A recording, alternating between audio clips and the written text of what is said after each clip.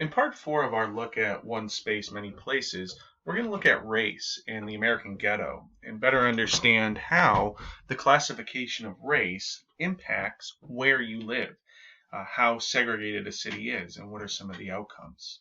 Now, some of these topics were covered previously when we looked at discrimination and redlining that was found in our metropolitan areas, but we're going to bring back the idea again and look at it in a slightly different lens.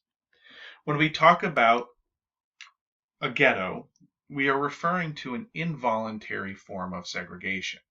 This is de jure by law. The term ghetto originated in Italy when Jewish migrants were required to live around the ghetto or the foundry in town. They were isolated from the rest of the group. So when we think of a ghetto as a form of segregation, we could go back to the origins of a ghetto in the Renaissance period of Venice and understand that a certain group of people, based on their religion, was physically isolated from the rest of the city. During the day, they would allow the Jewish community to engage in the business community in Venice, but then at night, the Jewish community had to retreat to their isolated sector. The North American ghetto or the American ghetto follows a de jure to de facto evolution. As we're going to see, a pattern exists over the last 200 years, one of early diversity. Even during the period of slavery, free African Americans were relatively integrated in our cities. So we went from a period of early diversity to increasing segregation to increasing integration today. So we are making small gains when it comes to racial integration in the United States. This graphic shows us the dissimilarity and isolation of black and non-black groups. You'll recall from the previous part of this lecture that the index of dissimilarity reflects how many people in a group would need to be removed in order to achieve the citywide demographic breakdown. So we noticed that in the mid 1900s that roughly 70 to 75% of our cities would need to be reallocated. And over the last 50 years or so, we've seen a decline in dissimilarity, which means we are moving towards integration. We have seen a decline in isolation, which means we are moving towards integration. Now, zero would reflect an integrated community or an integrated society. We're nowhere near that, but we are making gains. When we talk about one space, many places, we look at this early urban diversity. And an example we'll use is the Fells Point community of Baltimore. Fells Point is a historic neighborhood dating back to the 1700s. By the early 1800s, the economic pull factor, the economic forces in play, attracted people from all over. People from the Caribbean, people from the Chesapeake area, people from other port cities, from Boston through Virginia, were migrating into Fells Point. So Fells Point was a very diverse place where really the economy, capitalism were the guiding forces. Segregation existed, but it wasn't as rigid, it wasn't as defined as it would become. In this early period, we had functional integration, meaning people were mixing. During the day, you would find people of all different backgrounds converging in the streets, partaking in different businesses, from shipyards to lending, to home building, to providing basic retail and grocery services. Race mattered much less 200 years ago in these communities. But there was social stratification, not to the extent that we'd see it later on, but we had what Chen points out is a mix between our broad streets, our main streets, and our alley streets. So when we look at the map of Fells Point on the right-hand side, those little north-south or up-down running streets were alley streets, where the homes were much smaller. There was a lot more congestion.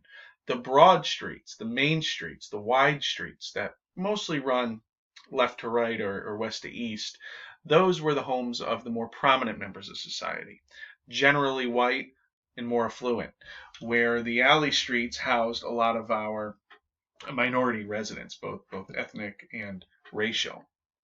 The stratification of this community is still seen today. If you visit Fells Point, you'll recognize these two properties if you tour the neighborhood. The Robert Long house on the left was the house of a wealthy merchant. It's on a broad street on Ann Street, and this house located close to the port reflected the general affluence. The house on the right is known as the Caulker's House, and it probably predates 1797, but 1797 is when the city incorporated Fells Point and started to take a census of the properties. But the Caulker's House reflects early functional integration and some version of social stratification. The Caulker's House would have been home most likely to an African American caulker, somebody who sealed boat hulls. And during the day, again, we had a very diverse mix of people working in Fells Point. And then when they retreated to their residences, the alley homes were smaller residences, but they were located just off of the main area. As our cities expanded over time and transportation technology improved, we saw that physical separation increase. So we no longer had our caulkers living right next to our merchants. We started to see our merchants and our prominent business class retreat to the outer ring. The Fells Point community today is really a unique place. It shows us signs of the past, this early urban diversity, the early forms of stratification. In the 1800s and 1900s, it became a major hub of immigrant enclaves. And we still see that today, where historically this would have been an immigrant enclave for Irish, for Slavic, for Polish immigrants. Today, the neighborhood is primarily an enclave for Hispanic populations. So again, when we look at this example of Fells Point, we can see dating back over 220 years, this idea of same space, different place.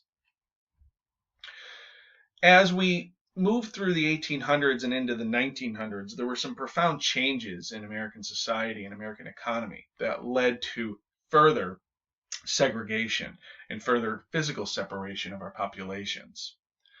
A significant event that happened in the 1900s was known as the Great Migration.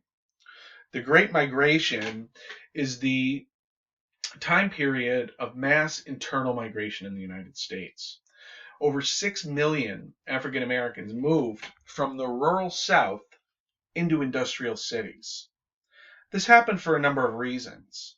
One of the driving forces of urbanization for 2 centuries, mechanization took hold in the farms in the South, and it made labor redundant. So there were fewer people needed to work the farms. So you had this labor surplus. In the industrial cities in the Northeast, there was a need for work.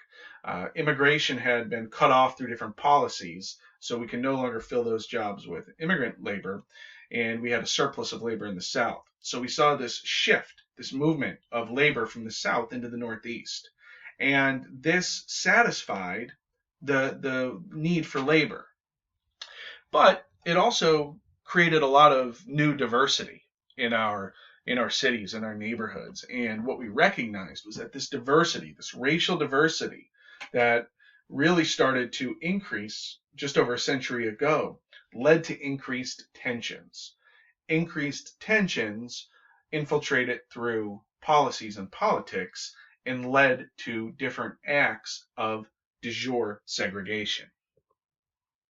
So when we look at race in the American ghetto, we could go back to a time period of just over 100 years ago.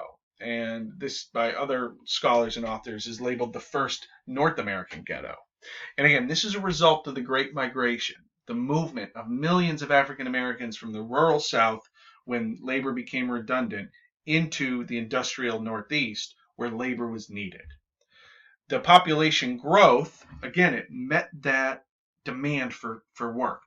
Our industrial organizations, they overlooked race, and they welcomed people who were able and willing to work.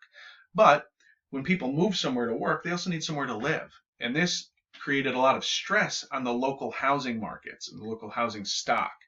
It also created tension with relationships. So communities that were primarily white weren't prepared to welcome their African American neighbors. And this led to tensions, this led to issues.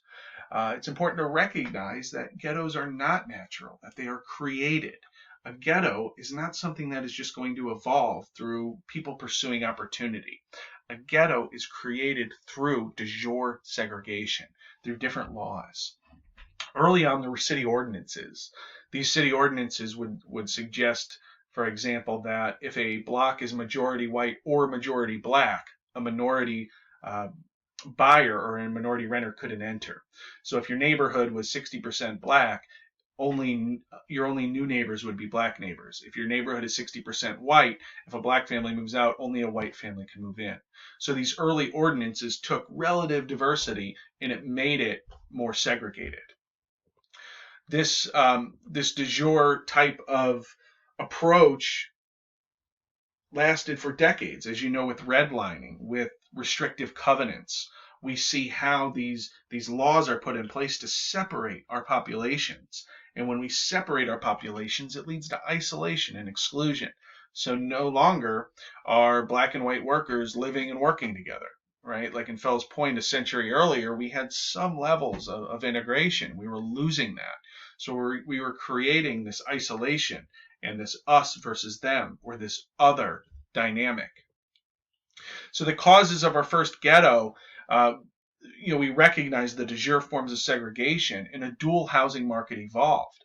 So now we had either black or white neighborhoods, and this created supply and demand issues. Black neighborhoods were very limited in supply, so sellers would charge 50% more than the market value because they knew a black borrower was limited in where they could go. White neighborhoods, again, became increasingly white. Black neighborhoods became increasingly black. And where black families and black residents could live was increasingly limited. Those restrictive covenants that we formerly covered made it illegal for you to sell your property to somebody of another race. In addition to these different legal guidelines, we saw the growth of informal forms of segregation, informal forces. When restrictive covenants were deemed illegal in the 1940s, what were known as neighborhood improvement associations began to form. And these would put in some certain association policies. These would make for a very unwelcoming scene, a very unwelcoming environment for a minority family or minority resident to move in. So we moved from from de jure to de facto early on in the mid-1950s. So as these ghettos evolved, the African American population was becoming increasingly spatially isolated. But for the early years, they were economically connected. So while the Great Migration flooded cities with willing and able labor, the African Americans who moved into the cities were welcomed into the workforce. And then we start to see a separation in the housing market. And then later on, after this, we saw a separation in work. And that was really that self-fulfilling prophecy of realizing the full scope of segregation. Within a lot of cities, we also saw sundown towns, and there was an estimated 10,000 sundown towns. And a local example would be Roland Park in Cross Keys, where Roland Park was a very affluent white neighborhood that was developed around 1913. Cross Keys, which is located just down the hill from Roland Park, was home to African Americans who worked in the large houses as domestic servants during the day and then retreated to Cross Keys at night. So these sundown towns had policies in place where African Americans were permitted between the hours of, say, 8 and 6 to work in the homes, but then at night they were required to leave. And these types of de jure policies, once you remove them, you still have these white and black neighborhoods. You still have the de facto, the custom of having people live apart, and that's difficult to overcome. So when we look at our legacies, we recognize de jure to de facto, that we have white and black neighborhoods. They started out as policies where we could not integrate, and over time, when the policies changed, the custom prevailed. We have issues with hypersegregation. Hypersegregation creates issues with lack of opportunities. We see that really affecting certain African American communities, particularly in Baltimore City. So as we live this life of different places in the same spaces, we are paying the price for our past ideas.